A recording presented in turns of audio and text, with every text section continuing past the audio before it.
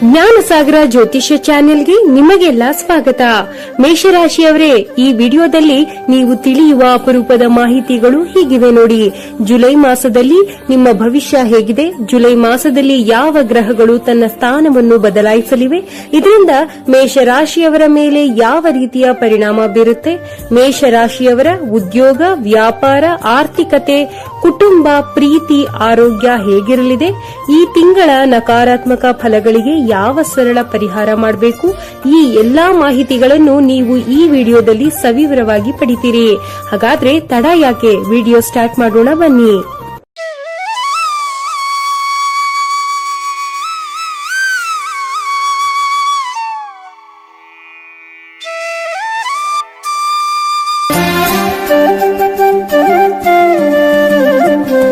ಜ್ಯೋತಿಷ್ಯ ಶಾಸ್ತ್ರದ ಪ್ರಕಾರ ಮೇಷರಾಶಿಯವರಿಗೆ ಜುಲೈ ಮಾಸವು ಅದೃಷ್ಟವೋ ಅಥವಾ ದುರದೃಷ್ಟವೋ, ಏಕೆಂದರೆ ಜುಲೈ ತಿಂಗಳಿನಲ್ಲಿ ಆಕಾಶ ಮಂಡಲದಲ್ಲಿ ಪ್ರಮುಖ ಗ್ರಹಗಳ ಸ್ಥಾನ ಪಲ್ಲಟವಾಗ್ತಿದೆ. ಇದರಿಂದಾಗಿ 12 ರಾಶಿಗಳಿಗೂ ಕೂಡ ಪರಿಣಾಮ ಬೀರುತ್ತೆ. ಕೆಲವು ರಾಶಿಗಳು ಶುಭ ಫಲಗಳು ಪಡೆದರೆ ಇನ್ನು ಕೆಲವು ರಾಶಿಗಳು ಅಶುಭ ಫಲಗಳನ್ನು ಪಡಿತಾರೆ. ಮೊದಲು ಜುಲೈ ಮಾಸದಲ್ಲಿ ಗ್ರಹಗಳ ಸ್ಥಾನ ಪಲ್ಲಟದ ಬಗ್ಗೆ ತಿಳಿಯೋಣ. ಜುಲೈ ಮಧ್ಯಭಾಗದವರೆಗೆ ಸೂರ್ಯನು ತೃತೀಯ ಭಾವವಾದ ಮಿಥುನದಲ್ಲಿರ್ತಾನೆ. ನಂತರ ಕರ್ಕಾಟಕ ರಾಶಿಗೆ ಪ್ರವೇಶಿಸುತ್ತಾನೆ. ವಿಶೇಷವಾಗಿ ಈ ಮನೆಯು ಸುಖ, ಕೌಟುಂಬಿಕ ನೆಮ್ಮದಿ ಹಾಗೂ ತಾಯಿಯ ಆರೋಗ್ಯದ ಭವಿಷ್ಯವನ್ನು ತಿಳಿಸುತ್ತೆ. ಅದೇ ರೀತಿ ಬುಧನು ಸಹ ಜುಲೈ ತಿಂಗಳಿನಲ್ಲಿ ಕರ್ಕಾಟಕ ಮತ್ತು ಸಿಂಹ ರಾಶಿಗಳ ನಡುವೆ ಸಂಚರಿಸಲಿದ್ದಾನೆ. ಇದು ನಿಮ್ಮ ನಿರ್ಧಾರ ತೆಗೆದುಕೊಳ್ಳುವ ಸಾಮರ್ಥ್ಯ ಹಾಗೂ ಸಂವಹನ ಕೌಶಲ್ಯವನ್ನು ನಿರ್ಣಯಿಸುತ್ತದೆ. ಐಶ್ವರ್ಯವನ್ನು ಕರುಣಿಸುವ ಶುಕ್ರನು ಕೂಡ ತನ್ನ ಸ್ಥಾನವನ್ನು ಬದಲಾಯಿಸಲಿದ್ದಾನೆ. ಇದರಿಂದ ಮೇಷರಾಶಿಯವರಿಗೆ ಪ್ರೇಮ, ಆಕರ್ಷಣೆ ಹಾಗೂ ಆರ್ಥಿಕ ಲಾಭದ ವಿಚಾರದಲ್ಲಿ ಭಾರಿ ಶುಭವಾಗಲಿದೆ. ಶನಿ, ರಾಹು ಮತ್ತು ಕೇತು ಗ್ರಹಗಳು ಮಾತ್ರ ತನ್ನದೇ ಆದ ಸ್ಥಾನದಲ್ಲಿದ್ದು ಕರ್ಮ ಹಾಗೂ ಲಾಭಗಳ ಮೇಲೆ ಪ್ರಭಾವ ಬೀರಲಿದ್ದಾರೆ. ಅಂದಹಾಗೆ ಮೇಷರಾಶಿಯವರಿಗೆ ಜುಲೈ ಮಾಸದಲ್ಲಿ ಭವಿಷ್ಯ ಹೇಗಿರಲಿದೆ, ಉದ್ಯೋಗ, ವ್ಯಾಪಾರ, ಆರ್ಥಿಕತೆ, ಕುಟುಂಬ, ಪ್ರೀತಿ, ಆರೋಗ್ಯದ ಮೇಲೆ ಗ್ರಹಗಳು ಬೀರುವ ಪ್ರಭಾವ ಹಾಗೂ ಅದಕ್ಕೆ ಮಾಡಬೇಕಾದ ಪರಿಹಾರಗಳ ಸಂಪೂರ್ಣ ವಿವರ ಇಲ್ಲಿದೆ. ವಿಡಿಯೋ ಕೊನೆಯಲ್ಲಿ ನೀವು ಜುಲೈ ಮಾಸದಲ್ಲಿ ಮಾಡಬೇಕಾದ ಪರಿಹಾರಗಳ ಬಗ್ಗೆ ಮಾಹಿತಿ ನೀಡಿದ್ದೇವೆ. ಅದನ್ನು ಯಾವುದೇ ಕಾರಣಕ್ಕೂ ಮಿಸ್ ಮಾಡ್ಕೋಬೇಡಿ. ಇದರಿಂದ ನಿಮ್ಮ ಅದೃಷ್ಟವೇ ಬದಲಾಗುತ್ತೆ. ಅಂದ್ರೆ ಶುಭ ಫಲಗಳನ್ನು ಮತ್ತಷ್ಟು ಹೆಚ್ಚು ಪಡಿತೀರಿ ಹಾಗೂ ಅಶುಭ ಫಲಗಳನ್ನು ಕಡಿಮೆ ಪಡಿತೀರಿ. 2026ರ ಜುಲೈ ತಿಂಗಳು 12 ರಾಶಿಗಳಲ್ಲಿ ಮೊದಲ ರಾಶಿಯಾದ ಮೇಷರಾಶಿಯವರಿಗೆ ಅತ್ಯಂತ ಮಹತ್ವದ ಹಾಗೂ ಮಿಶ್ರ ಫಲಗಳನ್ನು ನೀಡುವ ಕಾಲವಾಗಿದೆ. ಮೇಷಕ್ಕೆ ಅಧಿಪತಿ ಮಂಗಳ. ನೀವು ಅಪ್ರತಿಮ ಧೈರ್ಯ, ನಾಯಕತ್ವದ ಗುಣ ಹಾಗೂ ಉತ್ಸಾಹಕ್ಕೆ ಹೆಸರಾದವರು. ನಿಮ್ಮ ವ್ಯಾಪಾರ ಹಾಗೂ ಆರ್ಥಿಕ ಸ್ಥಿತಿ ಹೇಗಿರುತ್ತೆ ಅನ್ನೋದನ್ನ ಮೊದಲು ತಿಳಿಯೋಣ ಬನ್ನಿ. ವ್ಯಾಪಾರ ಮತ್ತು ಆರ್ಥಿಕ ದೃಷ್ಟಿಯಿಂದ ಮೇಷರಾಶಿಯವರು ಜುಲೈನಲ್ಲಿ ಬಹಳ ಜಾಗರೂಕವಾಗಿರಬೇಕು ಎಂದು ಸಲಹೆ ನೀಡಲಾಗುತ್ತೆ.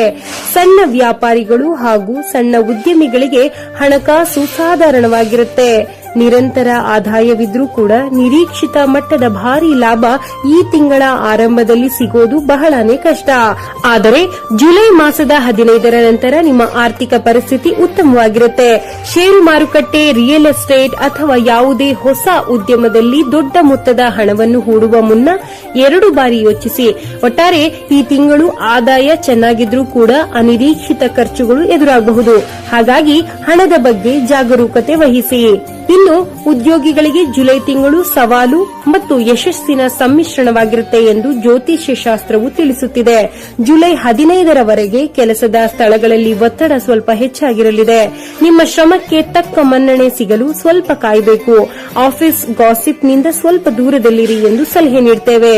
ಇನ್ನು ತಿಂಗಳ ದ್ವಿತೀಯಾರ್ಧ ಅಂದರೆ ಜುಲೈ 15ರ ನಂತರ ಸೂರ್ಯಗ್ರಹವು ತನ್ನ ಸ್ಥಾನವನ್ನು ಬದಲಾಯಿಸುವ ಕಾರಣ ನಿಮ್ಮ ಎಲ್ಲಾ ಪರಿಸ್ಥಿತಿ ಉತ್ತಮವಾಗಲಿದೆ. ಉದ್ಯೋಗದಲ್ಲಿ ಬಡ್ತಿ, ಸಂಬಳ ಹೆಚ್ಚಳದಂತಹ ಶುಭ ಘಟನೆಗಳು ನಡೆಯಲಿವೆ. ಇನ್ನು ಹೊಸ ಉದ್ಯೋಗ ಹುಡುಕುತ್ತಿರುವವರಿಗೆ ಜುಲೈ 15ರ ನಂತರ ಉತ್ತಮ ಅವಧಿ ಎಂದೇ ಹೇಳಬಹುದು. ಮೇಷರಾಶಿಯವರೇ, ಇನ್ನು ನಿಮ್ಮ ಕುಟುಂಬ ಜೀವನವು ಸಂಬಂಧಗಳಲ್ಲಿ ಸ್ವಲ್ಪ ಏರಿಳಿತಗಳಿಂದ ಕೂಡಿರುತ್ತೆ.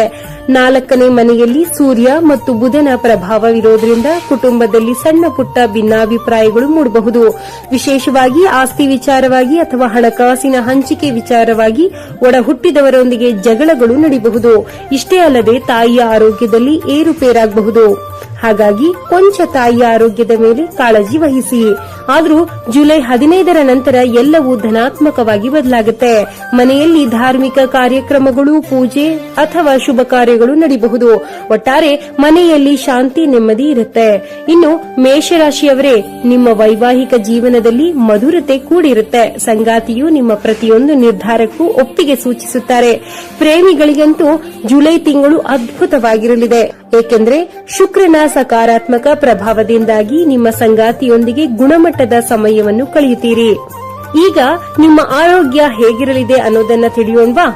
ಮೇಷರಾಶಿಯವರ ಆರೋಗ್ಯವು ಜುಲೈನಲ್ಲಿ ಉತ್ತಮವಾಗಿರುತ್ತೆ. ಆದರೂ ಸಹ ಉಷ್ಣ ಸಂಬಂಧಿ ಕಾಯಿಲೆಗಳು ಅಥವಾ ಕಣ್ಣಿನ ತೊಂದರೆ ಇರುವವರು ಜಾಗರೂಕವಾಗಿರಬೇಕು. ದಣಿವು ಮತ್ತು ಬೆನ್ನು ನೋವಿನ ಸಮಸ್ಯೆ ಕಾಡಬಹುದು. ವಾಹನ ಚಾಲನೆ ಮಾಡುವಾಗ ಜಾಗರೂಕರಾಗಿರಿ. ನಿಮ್ಮ ಯಶಸ್ಸನ್ನು ವೃದ್ಧಿಸಿಕೊಳ್ಳಲು ನೀವು ಮಾಡಬೇಕಾದ ಪರಿಹಾರಗಳು ಹೀಗಿವೆ ನೋಡಿ.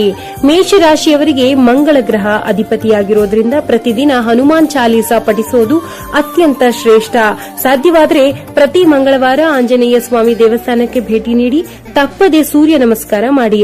ಆರ್ಥಿಕ ಅಡೆತಡೆಗಳು ದೂರವಾಗಲು ಮಂಗಳವಾರದ ದಿನ ಕೆಂಪು ವಸ್ತ್ರವನ್ನು ಬಡವರಿಗೆ ದಾನ ಮಾಡಿ.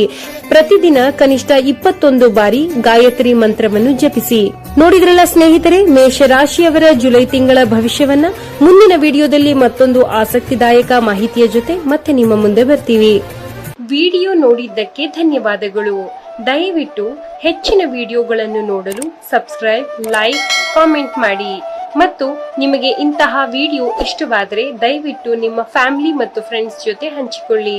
ಧನ್ಯವಾದಗಳು.